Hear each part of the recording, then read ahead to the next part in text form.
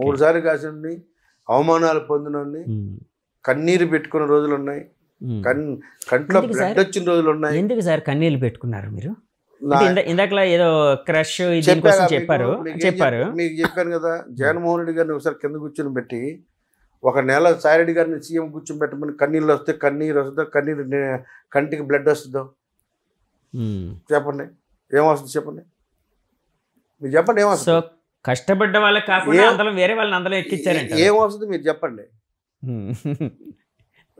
చెప్పాలండి, రోజుకో దెబ్బ కొడుతుంటే ఏమొస్తుంది మీరు చెప్పండి. అలా ఊహించుకోండి ఒకసారి, మీరు ఊహించుకోండి. ఆ సీట్లో ఆయన కూర్చొని పెట్టి ఆయన కూర్చుంటే ఏమొస్తుంది మీరు ఊహించుకోండి. ఇలాంటి ఎన్నిసార్లు గుడించుకుంటాం. ఈ రోజుకి తెలుగుదేశం పార్టీ కోటేసినటువంటి వ్యక్తులు తీసుకొచ్చి మా మీద ఎక్కిస్తే మేము గాజులు వేసుకొని ఉండాలా? ఎన్నిసార్లు ఉంటాం?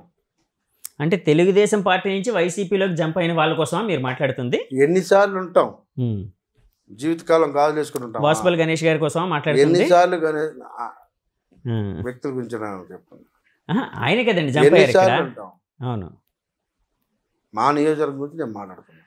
ఓకే, ఎన్నిసార్లు ఉంటాం? 1 సారి, 2 సార్లు, 3 సార్లు ఉంటాం. సరే, ఇప్పుడు జగన్ గారిది, విజయసాయి రెడ్డి గారిది ఎగ్జాంపుల్ చెప్పారు. సరే, అక్కడ ఆ ఎగ్జాంపుల్ మీకు అన్వయించుకుంటే ఇక్కడ జగన్ గారు ఎవరు, విజయసాయి రెడ్డి గారు ఎవరు మీ ఎగ్జాంపుల్లోనే? ఎందుకులండి, నేను మేయర్ అవుతాను, కార్పొరేటర్ చేశానండి. నాకు అవసరమా? నన్ను చేయించాలా? నన్ను ఎందుకు చేయించారు? నాకు ఎందుకు బీమా ఇవ్వాలి? నాకు ఇచ్చే ఐడియా లేనప్పుడు. కార్పొరేటర్గా పోటీ చేశారు కదండి మీరు? చేసాంగా. ఇప్పుడు కార్పొరేటర్గా ఉన్నారు కదా మీరు? రిజైన్ చేస్తారా? ఓకే, ఎమ్మెల్సీ అయిన తర్వాత ఎందుకు చేయించాలి? ఇవ్వలేనప్పుడు ఎవరు చేయించమన్నారు? సో మీ స్థాయిని కావాలని తగ్గించారు అన్నది మీ బాధ, అంతే కదండి? అంటే మీరు ఇంత కష్టపడ్డా కూడా స్థాయిని తగ్గించారు కావాలని. కామెంట్ చేశారు, కార్పొరేటర్ చేశాం కదా అని. ఎంఏవి కామెంట్ చేశాడు, వీసీ కామెంట్ చేశాడు, నేను విన్నాను. ఓకే, చాలే కార్పొరేటర్ అని. ఓకే, అది చాలే నిన్నా. ఓకే, కన్నీళ్ళు పెట్టుకున్న రోజులు ఉన్నాయి. ఓకే, నేను విన్నాను వాళ్ళ మాటలో. ఇప్పుడు విజయసాయి రెడ్డి గారు, నా దగ్గర ప్రూఫ్లు ఉన్నాయి. కాదు సార్, నా దగ్గర ప్రూఫ్లు ఉన్నాయి. ఇలాంటివి మీ మీద, అంటే ఒక బలమైన నాయకుడిగా మీరు ఫస్ట్ నుంచి ఉన్నారు వైసీపీలో, అంటే ఇప్పుడు కాదు, పాత జీవితం కోసం మాట్లాడుతున్నాను. మీ మీద ఇలాంటివి జరిగేటప్పుడు విజయసాయి రెడ్డి గారు కానీ ఇంకోరు కానీ ఎందుకు దాన్ని అరికట్టలేదు? మీకు ఎందుకు సపోర్ట్ అడగండి. వంశీ గారి సైట్లు కొడిపించాడు వీసీ, ఆడికి ఏంటి అవసరం ఉంది? వాళ్ళమ్మ మొగుడు సొమ్మాది, ఎందుకు కొలుతాడు వెళ్ళి, అంత అవసరం వచ్చింది అని అడగండి. అంటే వీసీ ప్రసాద్ రెడ్డి గారికి అంటే రాజకీయాలకు రావాలనే ఆలోచన ఏమైనా ఉందా సార్? ఏమో అడగండి. ఆయన అంటే ఇప్పుడు ఆయన వీసీ కాదు కదండి, ఇప్పుడు వీసీ మారారు కదా, అడగండి. ఎందుకయ్యా అలా చేసావట? ఛాలెంజ్ చేస్తున్నాడు, నేను చేయలేదు అని రమ్మను, వెళ్దాం సింహాచలం దేవుడి దగ్గరికి, నెత్తిని పుట్ట పెట్టుకొని ప్రమాణం చేసి దమ్ముందా నీకు అంటున్నాడు. ఎందుకు అలా చేసావు? రాజకీయాలు ఎవరైనా అలా చేస్తారా? రాజకీయాలు ఇలా కూడా చేస్తారా? రాజకీయాల్లో ఇలాంటి అన్యాయాలు జరుగుతాయా? రాజకీయాలు ఇలాంటి విన్యాసాలు చూసావా ఎప్పుడన్నా అని అడగండి. ఓకే, మీ జీవితం చూస్తుంటారు ఇలాంటివి. ఆయన ఇంటర్వ్యూ చేసే అవకాశం ఉంటే తప్పకుండా మీ మాటలు మీరు అన్న మాటలు మీరు అన్నట్టుగా నేను అడుగుతానండి. మీరు కావాలంటే సాయిడ్ గారి దగ్గర ఉంటారు, ఆయన పేరు రెడ్డి, గుర్తురాట్ల. ఓకే, ఆయన చెప్పారు నాకు. అంటే పార్టీ మారిన తర్వాత మర్చిపోయారంటారా పేర్లు? ఫ్లోలో గుర్తురాట్ల. ఓకే, ఓకే, ఆయన కూడా జడ్జిని చేస్తాను చెప్పారంటే వచ్చి రివర్స్లో కూర్చున్నాడు. ఆయనే చెప్పాడు నాకు, అన్న సారీ అన్న, తప్పు చేసాం, సారీ తప్పు చేసాం.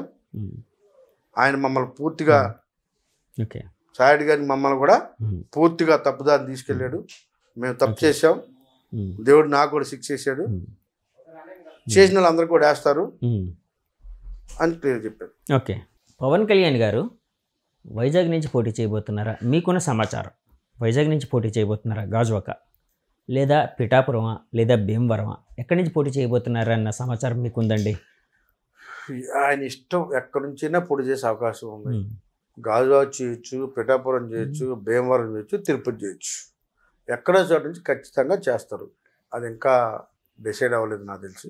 నేను ఈ క్వశ్చన్ ఎందుకు అడిగానంటే పవన్ కళ్యాణ్ గారు గాజువాక అంటే విశాఖపట్నం నుంచి పోటీ చేయబోతున్నారు కాబట్టి మన వంశీ గారు జనసేనలోకి వెళ్ళారని ఒక వాదన కూడా వినిపిస్తుంది. అంటే అధినాయకుడు ఎప్పుడు అక్కడ పోటీ చేసినప్పుడు నేను మీకు చెప్తా ఉన్నా, ప్రత్యక్ష రాజకీయాల్లో పోటీ చేయాలని మాత్రమే నేను పార్టీ మారాను. జగన్మోహన్ రెడ్డి గారి మీద కోపంతో కానీ లేకపోతే ఇంకోటి కాదు. నాకు అక్కడ అవకాశం రాకపోవడానికి కొంతమంది కారకులు ఉన్నారు. ఆ కారకులు వల్ల నేను ఇవాళ పార్టీ మారుతున్నాను. అది కూడా జనసేనకి ఎందుకు వెళ్ళాను అంటే నా మదర్ పార్టీ, అది నా సొంత పార్టీ, నా అభిమానులు ఉన్న పార్టీ.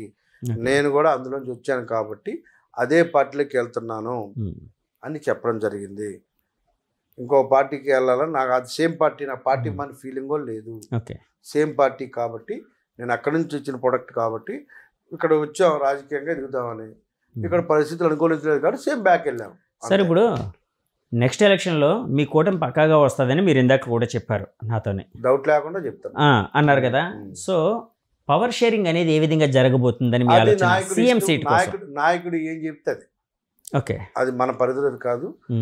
మన నాయకుడు పవన్ కళ్యాణ్ అదే ఫైనల్ కాదంటలేదు సార్ నేను. అంటే ఇప్పుడు ఇంకా దాని గురించి డిస్కషన్ వ్యక్తిగతమైన అభిప్రాయాలు కొన్ని ఉంటాయి కదా. ఇప్పుడు 2.5 ఏళ్ళు చంద్రబాబు గారు, 2.5 ఏళ్ళు పవన్ గారు సీఎం, అలాంటి ఆలోచనే మాకు లేదు. ఎందుకంటే కొంతమంది పవన్ కళ్యాణ్ గారు ఏం చెప్తే చేస్తాం. ఎవరే ప్రతి ఒక్క అభిమాని కానీ ప్రతి ఒక్క లీడర్ కూడా ఆయన నిర్ణయానికి కట్టుబడి ఉంటాం.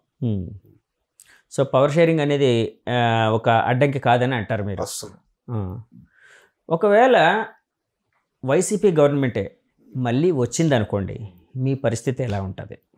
అద్భుతంగా ఉంటుంది. ఎలా సార్? వైఎస్ఆర్ కాంగ్రెస్ పార్టీలో తెలుగుదేశం అధికారంలో ఉండగా నేను ఫైట్ చేయలేదా? రోజు రోడ్ల మీద ఉన్నాగా. అలా ఇంకొక 5 సంవత్సరాలు ఫైట్ చేస్తాం. వస్తే 100కి 200% రాదు. తల కిందకి కాలుపైకి ఎత్తినా రాదు.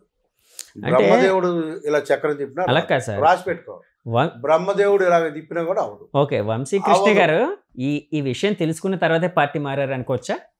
ఆడున్నది అందరూ చెప్పేవారు, అక్కడ ఉన్నప్పుడు చెప్పేవారా? ఎందుకంటే అక్కడ ఉండేటప్పుడు అక్కడ పరిపాలన గాడి తప్పింది. మీకు ఒక విషయం చెప్పండి సార్. అడగనట్టు చెప్తా. అక్కడ ఉన్న మంత్రులందరూ కూడా చెప్పేవాళ్ళు. ఏమని సార్? 10 సీట్లు రావాలి, ఎమ్మెల్యేలు చెప్పేవాళ్ళు. ఓకే, నేను అబద్ధం చెప్పను. ఎన్ని నెలల క్రితం సార్ ఇది? ఎప్పుడు 6 నెలలు, 3 నెలల క్రితం, 6 నెలల క్రితం? 6 నెలల క్రితం డిస్కషన్.